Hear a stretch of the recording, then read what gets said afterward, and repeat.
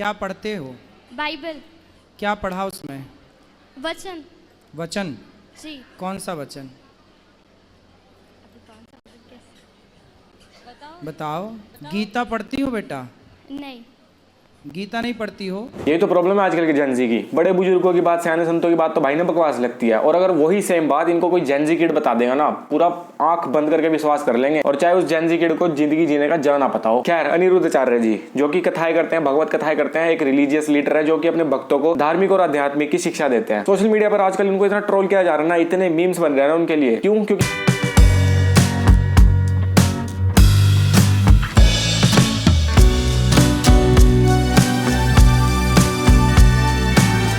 हरकतों के लिए उनको ट्रोल नहीं किया जा रहा, उनकी बातों को लेकर भी ट्रोल किया जा रहा है, क्योंकि जेनजी कीड़ा है यार। सियाने संतों की बात कहां समझ आएगी इनको? कोई बात नहीं, तुम्हारा भाई बैठा है ना, मैं समझा दूंगा इन सबको एक एक करके। पर भाई मैं ऐसा नहीं करूंगा कि गलत का भी साइड ले लिया और सही खा तो खैर सही यही है, ऐसा नहीं करूंगा भाई। जो गलत है वो गलत है, जो सही है वो तुम्हारा भाई बोल देगा। तो अब तुम इसी बात को देख लो। अनिरुद्ध आचार्य जी ने एप्पल को लेकर एक स्टेटमेंट दी थी कि स्टीव जॉब्स को एप्पल कंपनी बनाने के लिए नीम करोली बाबा जी ने कहा था। संत हुए हैं हमारे भारत में बड़े दिव्य, नीम करोली वाले बाबा जी। उनके पास एक शिष्य आया अमेरिका का। उसने बोला, गुरुजी हम कोई फैक्ट्री डालना चाहते हैं, बताओ क्या उसका नाम हो और क्या। तो महाराज जी के पास वहां एक एप्पल रखा हुआ था, सेब। तो महाराज जी ने सेब को खाया और खा के चेले को पकड़ा दिया, ये रहा तेरी फैक्ट्री का सैंपल। इस बात में आधा झूठ ही है कि भाई ना तो स्टीव जॉब्स नीम करोली बाबा जी से मिले और ना तो कोई नीम करोली बाबा जी ने उनको सेब खा के दिया। अब इसमें आधा सच भी है। आधा सच ये है कि भाई 1974 में स्टीव जॉब्स इंडिया आए थे घूमने के लिए, हमारे रिलीजियस को देखने के लिए। स्टीव जॉब्स ने सोचा था कि नीम करोली बाबा जी से मिला जाए, पर 1973 में नीम करोली बाबा जी का देहांत हो गया था और स्टीव जॉब्स नीम करोली बाबा जी के आश्रम में भी गए थे। और उसके बाद उन्होंने जब एप्पल की कंपनी शुरुआत करी, उनका वो टर्निंग फेज ऑफ लाइफ था। अब क्या पता ये सब स्टीव जॉब्स पर नीम करोली बाबा जी की कृपा हुई हो। अब ये भी कहते हैं कि स्टीव जॉब्स को एप्पल कंपनी बनाने का आइडिया तब आया था क्योंकि भाई नीम करोली बाबा जी को एप्पल बहुत पसंद थे। माना जाता है ये, इसलिए कंफर्म नहीं है, इस बात पे गौर करना। अब आते दूसरी बात पर। अनिरुद्ध आचार्य जी ने एक स्टेटमेंट दी थी महिलाओं को लेकर कि महिलाओं को दंडवत प्रणाम नहीं करना चाहिए। स्त्रियों को साष्टांग प्रणाम नहीं करना चाहिए। पहली बात तो ये मर्यादित नहीं लगता। दूसरा, स्त्रियों के जो स्तन होते हैं वह पृथ्वी माँ में टच नहीं होना चाहिए। कहते हैं कि पृथ्वी माँ एक माँ है और वो ये भार सहन नहीं कर पाती। अब लोग इस बात का ही मजाक बना रहे हैं। भाई फालतू में थोड़ी बोल दी बात, हवा में थोड़ी बोल दी। ये सब हमारे ग्रंथ वेदों में हमारे प्राचीन काल से चलती आ रही बात है। एक धार्मिक ग्रंथ है धर्म सिंधु, जिसमें एक श्लोक है, ब्राह्मणस्य गुदम शंखम शालिग्राम च पुस्तकम वसुंधरा न सहते कामिनी कुछ मर्दनम। अर्थात ब्राह्मणों का पिछला हिस्सा शंख, शालिग्राम, धार्मिक पुस्तक और स्त्रियों का वक्षस्थल यानी स्तन अगर धरती से स्पर्श करता है तो धरती इस भार को नहीं सहन पाती। अब ये जो हमारे धार्मिक ग्रंथ है, ये जो बातें लिखी है, ये तो झूठी नहीं है ना। और हमारे हिंदू धर्म में माना जाता है कि भाई जो हमारी महिलाएं होती है वो जीवनदायिनी होती है। अब कैसे मैं समझाता हूँ। माँ पेट में बच्चा रखती है 9 महीने तक, फिर उसके बाद जो उनके स्तन होते हैं वो उसको पोषण देते हैं। इसलिए महिलाओं को हमारे हिंदू धर्म में जीवनदायिनी माना जाता है, पूजनीय माना जाता है, इसलिए दंडवत प्रणाम नहीं करते। अब एक स्टेटमेंट ये भी है कि पुरुष जब दंडवत प्रणाम करते हैं तो उनका पेट का हिस्सा नहीं लगना चाहिए धरती से। पहले मैं तुम लोगों को यह बताना चाहता हूँ कि दंडवत प्रणाम कितने प्रकार के होते हैं। अष्टांग, षष्टांग, पंचांग, दंडवत, अभिनंदन, नमस्कार। अष्टांग का मतलब क्या होता है? जो 8 बॉडी पार्ट्स होते हैं वो धरती से छूने चाहिए। वो 8 बॉडी पार्ट्स कौन कौन से हैं? छाती, सिर,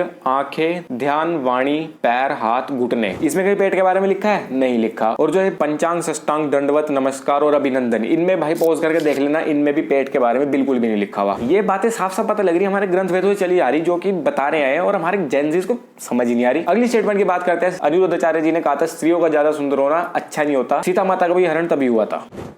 आपको पता है स्त्री का ज्यादा सुंदर होना गुण नहीं है, स्त्री का जरूरत से ज्यादा सुंदर होना दोष है।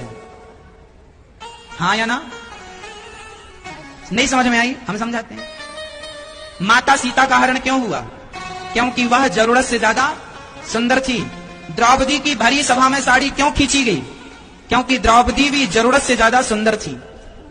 इस बात में कोई शक नहीं है कि सीता माता जी का हरण हुआ था। इस बात में भी कोई शक नहीं है कि द्रौपदी माता जी का भी भरी सभा में हरण हुआ था। अब भाई जब देवी देवताओं के समय से ये सब चलता आ रहा है तो आजकल तो कलयुग है। तुम लोग देख लो आज के टाइम में और तब के टाइम में क्या फर्क है। कोई दूध का धुला नहीं है आजकल। रावण ने तो सीता माता जी को हाथ में लगाया था और आज के टाइम का तो तुम्हें सबको अच्छे से पता होगा। और एक 35 टुकड़े वाली स्टेटमेंट पे इतना बवाल हो गया। भाई मैं तुमसे एक बात पूछना चाहता हूँ, लव जिहाद में कौन सी लड़कियां होती है? हमारी हिंदू लड़कियां होती है ना। अनिरुद्ध आचार्य जी जो उनके भक्त उनके कथा सुनते हैं उनको अवेयर करते हैं यार इन सब के लिए। अब तुम मुझे एक बात बताओ, वहां पे सारे बड़े बुजुर्ग लोग बैठते हैं। अब उनके सामने क्लब की मूवी, सिगार, ऐसी ऐसी बातें करने लग जाए, उनके क्या समझ आएगा। अब थोड़ा लॉजिकली सोचो यार, दिमाग लगा के सोचो थोड़ा सा लॉजिकली। अनिरुद्ध आचार्य जी को इसके बात के लिए भी ट्रोल किया जा रहा है कि उन्होंने बिस्किट को विष की किट बता दिया, यानी कि जहर की किट बता दिया। बिस्कुट का मतलब क्या है? बिस्किट का मतलब क्या है? विष की किट, विष मतलब जहर की किट। अब वही बात आ गई ना, जैन जी को बड़े बुजुर्गों की, सैने संतों की बात कहाँ पल्ले पड़ती है। जब तक उनको उनकी भाषा में नहीं बताता तब तक उनके यहाँ थोड़ी पड़ती है बात। ओ सॉरी, इनका तो यहाँ होता है। अब मैं समझाता हूँ। बिस्किट में पाम ऑयल होता है और डेली घपा घप बिस्किट खाने से, बिस्किट भरने से पाम ऑयल के कारण हार्ट के डिजीज होने के रिस्क बढ़ जाते हैं। बिस्किट में मैदा होता है और उसको डेली जब हफ्सियों की तरह खाओगे तो हमारी गट में जाके वो मैदा जम जाता है और हमारी छाती में जम जाता है, और मैदे से हमारे वेट पर, इन्फ्लेमेशन पर, ब्लड शुगर लेवल पर, कार्डियोवैस्कुलर डिजीज, इंडाइजेशन और नहीं पता क्या क्या हो जाए। बिस्किट में हाई सोडियम कंटेंट होता है जिसे खाकर ब्लड प्रेशर बढ़ने के, स्ट्रोक के और हार्ट फेलियर के भी रिस्क बढ़ जाते हैं। बिस्किट में ब्यूटाइलेटेड हाइड्रोक्सीमिसोल, ब्यूटाइलेटेड हाइड्रोटोलिन, ये सब भी पाया जाता है जो कि हमारे ब्लड के लिए, हमारे ह्यूमन ब्लड के लिए खराब होता है। अब ये सारी बातें हाइड्रोक्सिनी, सोडियम क्लोराइड, ये सब हाई कंटेंट वगैरह अगर वहां बैठे बड़े बुजुर्गों को समझाने लग गए, थोड़ी समझ आएगी भाई उनके। थोड़ा सोच लो। ऑल्दो सारे बुजुर्ग एक जैसे नहीं होते, पर सारे बुजुर्ग भी एक जैसे नहीं होते। सब फर्क होता है भाई, सब में फर्क होता है, अलग अलग समझाना पड़ता है। वहां जाके सब एक समान हो जाते हैं। चलो अब अगली स्टेटमेंट की बात करते हैं कि अनिरुद्ध आचार्य जी ने एक स्टेटमेंट बोली थी कि भगवत गीता में राधा जी का भी वर्णन है। भागवत जी के 8वें स्कंद के 10वें अध्याय में लोग कहते हैं भागवत जी में राधा का नाम नहीं है, राधा का नाम नहीं है। ये लोग गलत कहते हैं। लिखा है उद्यतायुध दौरदंडई राधावंतो भटान मृधे। राधावंतो लिखा, स्पष्ट लिखा गुरुजी। ऐसा है, नाश मत करिए। इस बात के लिए अनिरुद्ध आचार्य जी को इतना ट्रोल किया ना, वैन ऑनलाइन बाबा मीट ऑफलाइन बाबा, पता नहीं क्या क्या। कोई बात नहीं, मैं बता रहा हूँ ना, इस बात में आधा झूठ है और आधा सच है। आधा झूठ ये है कि भगवत गीता में राधा जी का वर्णन नहीं है, और आधा सच ये है कि भगवत गीता में राधा जी का वर्णन है। अब तुम लोग सोच रहे हो कि क्या हवा में बातें कर रहा, फालतू की बातें कर रहा, प्रूफ दे रहा हूं प्रूफ। वेट, राधोपनिषद में श्री राधा जी के 28 नाम का वर्णन है, जिसमें से एक नाम है रमा और एक नाम है गोपी। और वैसे ब्रह्म वैवर्त में भी श्री राधा जी के 16 नाम का वर्णन है, जिसमें से एक नाम है वृंदा, योग माया और भी बहुत सारे नाम है। ये मान लो कि तुमने चौथी क्लास में जैसे प्रायवाची पढ़े हैं ना, वैसे राधा जी के नाम के बहुत सारे प्रायवाची शब्द है। अब मैं तुम लोगों को भगवत गीता का एक श्लोक दिखाता हूँ। याम गोपी मान्यते कृष्णो विहायान्यः स्त्रियो वने, यानी जिस गोपी को लेकर श्री कृष्ण चले गए थे, महारथ से गायब हो गए थे। मैंने पहले बताया था कि राधोपनिषद में राधा जी का नाम गोपी भी है, और यहाँ पे भी गोपी आ गया। एक मिनट, एक और देख लो, एक और लास्ट देख लो बस। रमे रमेशो व्रज सुंदरी भी यथार्थ भ्रख स्वप्रति बिंब विभ्रम, अर्थात श्री कृष्ण ने गोपियों के साथ उसी प्रकार रमण किया जैसे बच्चे अपनी परछाई से खेलता है। यहाँ पे रमेश कैसे बनता है? Rama plus Ish is equals to Ramesh. और मैंने आपको पहले क्या कहा था जल्दी याद करो। राधोपनिषद में राधा जी का नाम क्या था? रमा, और यहाँ पे भी रमा आ गया। अब ना तो लोगों को लॉजिकली सोचना था और ना तो उनको रिसर्च के बारे में पता, बस जोन सी क्लिप देख ली उसी को ट्रोल कर दिया, ठाके उसी में मीम बना दी। अब कहीं ये भी बोल रहे कि अनिरुद्ध आचार्य जी तो बहुत बड़ी बड़ी गाड़ियों में घूम रहे। अरे मेरे भाई, इतना बड़ा आश्रम चल रहा है, इतनी बड़ी गौशाला चल रही, जिन माँ बाप को घर से बाहर निकाल देते हैं उनको छत मिल रही, ये अच्छे काम नहीं दिखते हैं किसी को। और मुझे माफ करना अगर मैंने कोई श्लोक में पढ़ने में कुछ गलती कर दी हो, मेरी तरफ से माफी। अब भाई एक बात तो तुम लोगों को माननी पड़ेगी, गलती इंसान से ही होती है। अगर कोई कथा सुना रहा, कोई भगवान थोड़ी बन जाएगा यार। भगवान तो कोई भी नहीं बन सकता आज के जमाने में। तो गलती छोड़ो और अच्छाई ले लो जितनी ले सकते हो। मिलते हैं आप लोग अगली वीडियो में। अगर आपको वीडियो पसंद आए तो वीडियो कर देना लाइक, चैनल को कर देना सब्सक्राइब, और मेरा ओपिनियन अगर आपको पसंद आया हो तो कमेंट में बताना मेरा ओपिनियन कैसा लगा आपको। मिलते हैं आप लोग अगली वीडियो में, तब तक के लिए बाय बाय।